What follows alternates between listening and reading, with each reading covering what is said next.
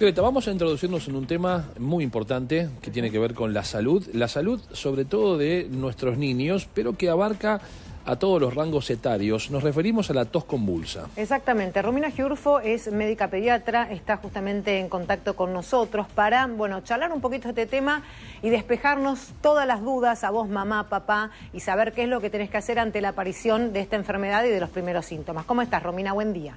Hola, ¿qué tal? Buen día. Muchas gracias, Sebastián y Greta, por la invitación. Bueno, más que nada para ponernos en contexto de esta enfermedad, explicar un poquito desde el arranque, digamos, cuáles son los principales síntomas o los síntomas que tenemos que estar atentos y quiénes son los principales, en este caso, rangos etarios que pueden estar, digamos, ligados con más frecuencia o con más gravedad a la tos convulsa. Bien, perfecto.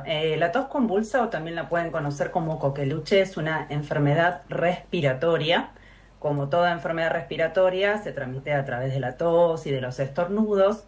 Y en particular, el grupo etario más comprometido son los menores de 1 año. Claro, exactamente. Romina, ¿cómo puedo darme cuenta ante los síntomas que presente, en este caso un bebé de menos de 1 año, de que podríamos estar en presencia de tos convulsa y no de otra cosa? Bien, perfecto. La idea no es generar, digamos, miedo, pero bueno, hay una característica. La tos convulsa en un principio tiene como una fase inicial que es muy similar a cualquier otro resfrío o catarro de vía aérea superior.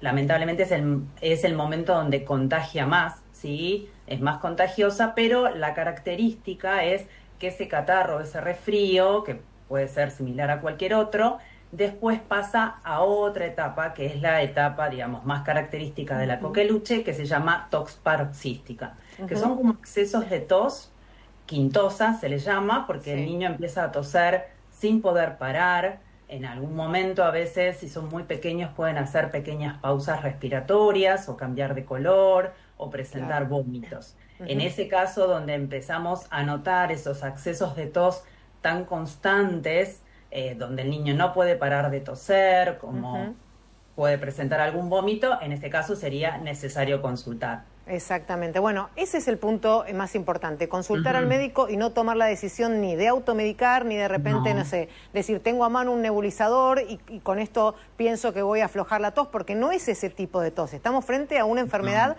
mucho más complicada. Y acá la pregunta, Romina, porque hay una vacuna, ¿no?, para la tos convulsa, pero ¿qué es lo que está pasando? Que últimamente hay mucha resistencia de muchas personas y de manera en particular de madres y padres a vacunar a los niños. Sí, existe una vacuna. Bueno, primero quiero aclarar que nuestro calendario es muy rico. Nuestro calendario en Argentina tenemos mucha oportunidad para cubrir un montón de enfermedades. La tos convulsa es una, también el sarampión. Bueno, hace poquito también hablé sobre sarampión. La vacuna está disponible a partir de los 2 meses y se dan varias dosis durante el primer año. Y lo que tiene esta vacuna es la necesidad de refuerzos, que son al 1 año y medio, al ingreso escolar e incluso a los 11 años. Es decir, es muy necesario ese refuerzo, que a veces se pasa por alto, que a veces uno cree que no es necesario, porque esos chicos más grandes, los adolescentes, son los que habitualmente pueden contagiar a los más pequeños. Sí, son como un reservorio. Entonces es muy importante mantener las vacunas al día, no solamente para proteger a ese bebé, sino también para evitar que adolescentes y adultos sean reservorios y puedan contagiar a los bebés.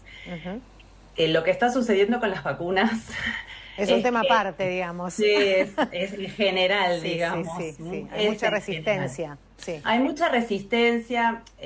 Un poco, bueno, la pandemia un poco marcó un momento donde la gente dejó de vacunar a los chicos, un poco por miedo por acercarse a los vacunatorios.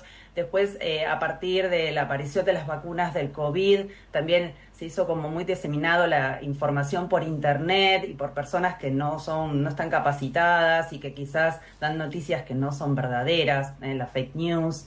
Se empiezan a diseminar noticias con efectos adversos que no son reales, estudios que no son reales, y bueno, eso genera mucho miedo en los papás.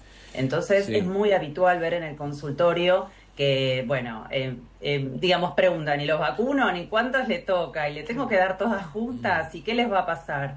Es bastante habitual. Doctora, en su criterio, ¿esta cuestión de la vacunación cree que puede haber incidido para que de un año a otro, entre el 2024 y el 2025, la Sociedad Argentina de Pediatría informe que se triplicaron los casos en la Argentina de tos convulsa?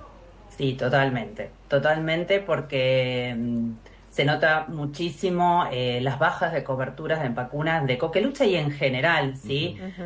Si uno va viendo vacuna por vacuna del calendario, las coberturas de vacunación han bajado muchísimo. Para que tengan una idea, para poder controlar una enfermedad se requieren porcentajes de 80-85% de coberturas de vacunación en cada vacuna y bueno, los valores y los porcentajes están muchísimo por debajo, Sí. así que esto evidentemente es una consecuencia, igual que otras enfermedades como estuvimos hablando, como el sarampión también. Y otro punto clave, la vacunación en este caso para la tos convulsa en embarazadas. ¿Cómo sería el método este? ¿Cómo conviene hacerlo?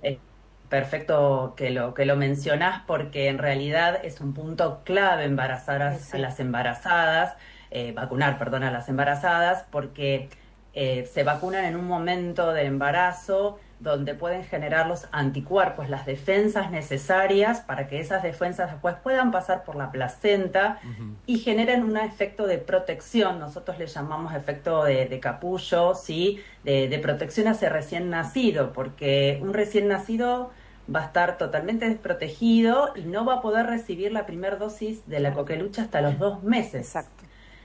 Así que es muy importante que las embarazadas cumplan con las vacunas, que no solamente es de coqueluche, ¿sí? Hay para COVID, hay influenza también, virus sincicial, que son otros virus que pueden afectar tanto a la mamá como al bebé. Y además, algo que recomendamos también, a veces es difícil de cumplir, pero en una familia donde van a ser un pequeño, sería hasta recomendable que todos se den un refuerzo para coqueluche, porque haría como un efecto, le digo, de capullo, de rebaño, donde se protege esa casa. La enfermedad y las causas mortales que podría llegar a tener la enfermedad disminuyen a medida que se va avanzando en la edad de los niños.